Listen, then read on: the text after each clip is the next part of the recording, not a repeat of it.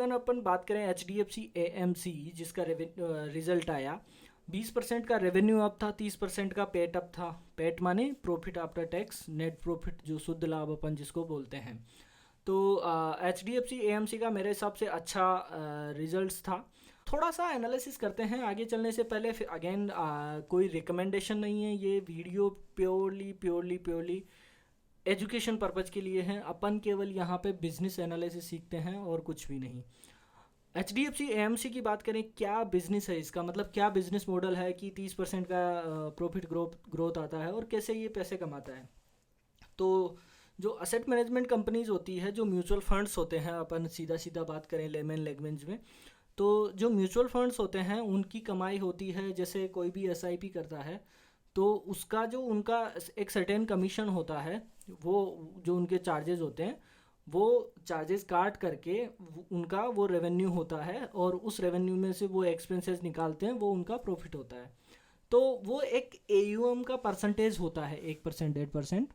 Total जो AUM होता है, AUM मानी असेट अंडर मैनेजमेंट। मान लीजिए कि एक म्यूचुअल फंड 1 लाख करोड़ का अगर असेट मैनेज करता है, तो उस 1 लाख करोड़ पे जो उनका परसेंटेज होगा, जो उनका एक्सपेंस रेशियो होगा, वो चार्ज करेंगे और उसमें एक्सपेंसेस निकाल के उनका नेट प्रॉफिट हो जाएगा। तो मोटा मोटा ये इनका AMCs का टोटल बिजनेस होता है। अभी सीधा सीधा ये है ना, AUM से लिंक्ड हो गया। तो जैसे AMC का AUM बढ़ेगा, मतलब असेट अंडर मैनेजमेंट बढ़ेगा, जैसे जैसे ज़्यादा से ज़्यादा लोग म्यूचुअल फंड लेंगे, SIP करेंगे, तो AMCs का बिजनेस बढ़ेगा, AMCs का AUM बढ़ेगा। AUM बढ़ेगा तो नेट प्रॉफिट बढ़ेगा। तो अभी कैसा है ना कि एक तो इनका AUM दो तरह से बढ़ता है। दो तरह से कैसे कि एक तो है ना, इन्वेस्टर्स जो है, नए इन्वेस्टर्स आ रहे हैं। मान लीजिए 100 रुपये किसी ने 1 लाख करोड़ रुपए मान लीजिए किसी ने इन्वेस्ट कर रखे हैं, सारे इन्वेस्टर्स ने मिला के म्यूचुअल फंड में एक स्कीम में पहले से। अभी नए इन्वेस्टर्स हर महीने आ रहे हैं, मान लीजिए 10,000 करोड़ के। तो 10,000 करोड़ के अगर नए इन्वेस्टर्स आ रहे हैं महीने के, तो 1,10,000 करोड़ का हो गया AUM नेक्स्ट मंथ में।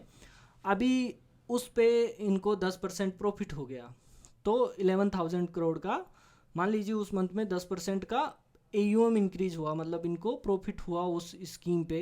10% से मार्केट में जंप आया, तो मार्केट में जंप आने की वजह से 10% AUM इनका भी ग्रो हुआ, एसेट मैनेजमेंट कंपनी का, किसी ने विड्रॉ नहीं किया। तो 11% का उस पर 11,000 का उस पर वो हो गया, 11,000 का।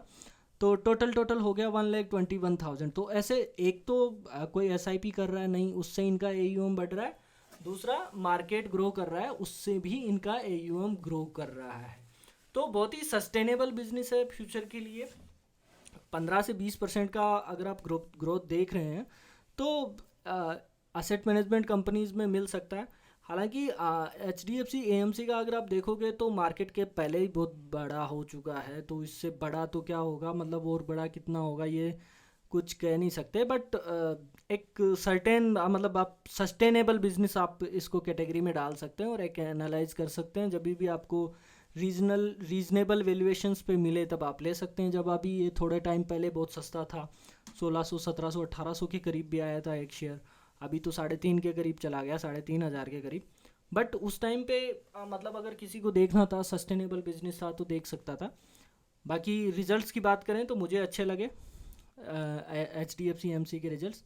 तो अभी इसको यहीं पे रखते हैं। चलिए, thank you all, bye. Channel को सब्सक्राइब कीजिए, वीडियो को लाइक कीजिए एंड शेयर कीजिए। Thank you, bye.